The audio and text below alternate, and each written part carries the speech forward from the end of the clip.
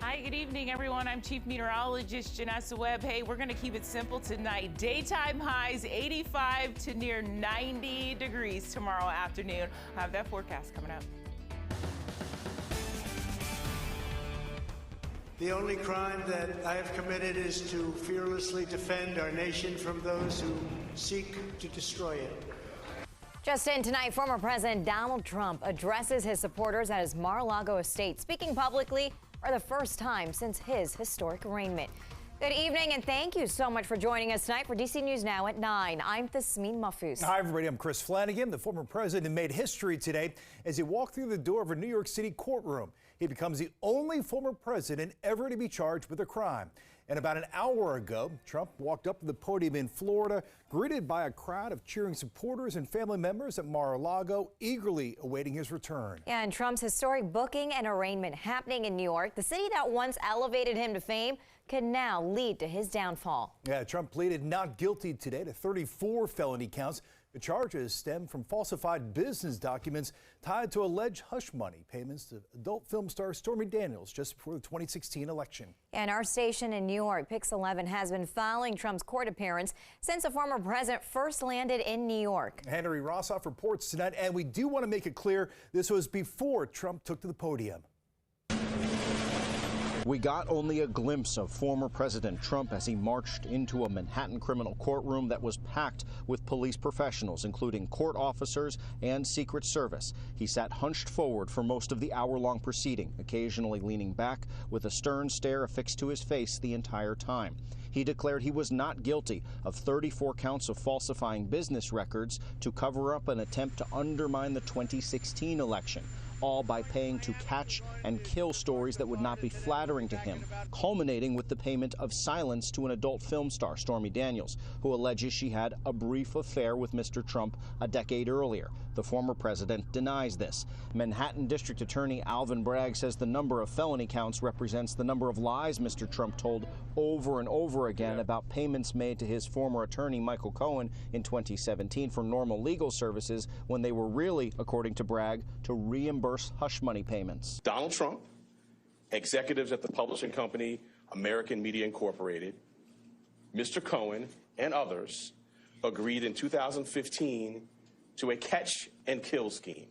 That is, a scheme to buy and suppress negative information to help Mr. Trump's chance of winning the election. Bragg also tried to normalize these complicated financial crimes, saying the district attorney's office handles cases like these many, many times each year to protect the business integrity of Manhattan. This, as the former president and his team have already actively tried to paint this as a political prosecution. These are felony crimes in New York State, no matter who you are.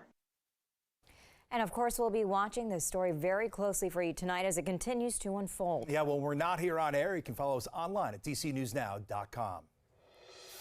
And now to developing news in the district. We're finally seeing the moments when a Park police officer shot and killed 17-year-old Delaney Martin. Yeah, it happened during a call for a stolen car last month. And while responding, that Park police officer became trapped in the back seat while Martin attempted to drive away from the scene. Our reporter Mariel Carbone joins us in the studio tonight. Yeah, Mariel, Park Police released video from 2 officers. That video really difficult to watch. Yeah, it really is. You know, we want to warn you the video may be disturbing for some people to watch. The whole thing happening within just a matter of seconds from when the officer jumps into the car to Martin taking off, being shot and crashing. It's raising questions on if the Park police officers responded appropriately. These are the moments before 17-year-old Delaney Martin was shot and killed by a U.S. Park police officer. Stop, man, just let me out. Let me out. Stop, bro, shoot. And then the officer does, multiple times, before the car crashes into a home on 36th Street. According to the Metropolitan Police Department, officers were called to 34th and Baker Streets for a suspicious car. It's just not on the vehicle it's supposed to be on. That's when they found Martin asleep inside this stolen vehicle. The MPD officers called for backup, and 2 nearby Park police officers came to assist. You can hear the officers discuss a plan on how to get Martin out of the car and arrest him. To try to cut that out quietly. Unlock the door.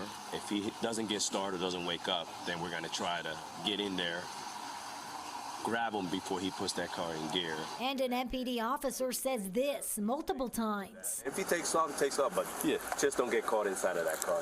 But please don't get caught inside of that. Yeah, no. But don't get inside that car until we. According to senior district officials, it is MPD's practice not to get inside a suspect's car, and no MPD officer entered the car.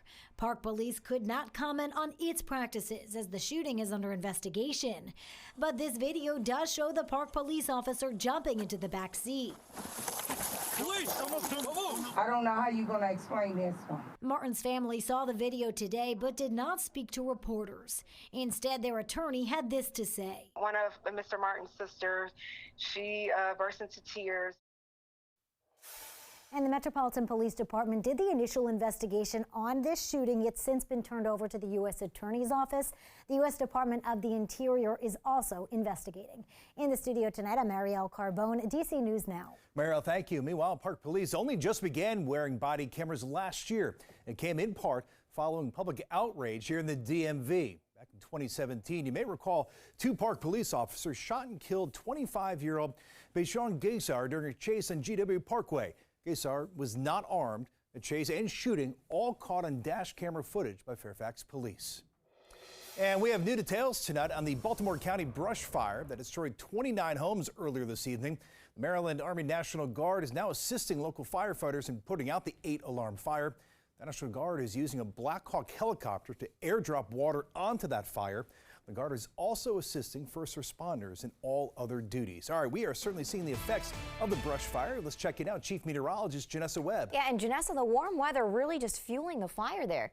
Yeah, actually our daytime highs really fueling up, really getting a lot warmer this afternoon. Fire and smoke we kind of detected on our satellite composite radar, and it is definitely picking up just outside of Baltimore. What you're seeing kind of this grayish color is visibility. It is now starting to go down for Prince George's County into Montgomery as well, and especially for the metro area of Baltimore due to kind of the winds. They are coming out of the south. They're on the light side at this time, 5 to 10 miles per hour, but we're going to watch reduced visibility in that area for at least the next 24 hours. We do have slight instability that's currently in the atmosphere. We do have a severe weather situation that is unfolding well to our west, and a few clouds that are starting to make their way into the area of Kaiser, into Cumberland as well. From west to east, they will continue to filter in. Tonight we'll go partly cloudy skies. Our highs today really didn't help with that brush fire.